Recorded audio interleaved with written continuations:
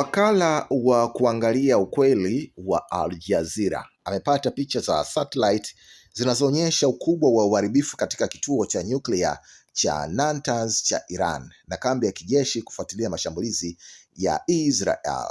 Picha zenye muonekano wa hali ya juu zilizonaswa saa chache baada ya shambulio la Israel kuanza zinaonyesha uharibifu katika maeneo 7 ndani ya kituo cha nyuklia cha Natanz, eneo kubwa zaidi ya kurutubisha uranium nchini Iran lililo katika mkoa wa Isfahan. Picha hizo pia zinaonyesha athari ya mashambulizi ya anga ya Israel kwenye kambi ya Imam Hassan katika mkoa wa Kermanshah, magharibi mwa Iran.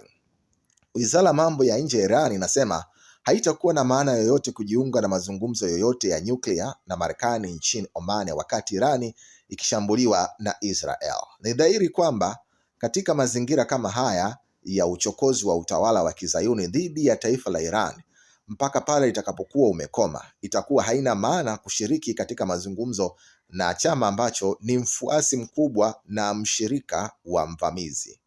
Msemaji Ismail Bakel alisema katika taarifa yake.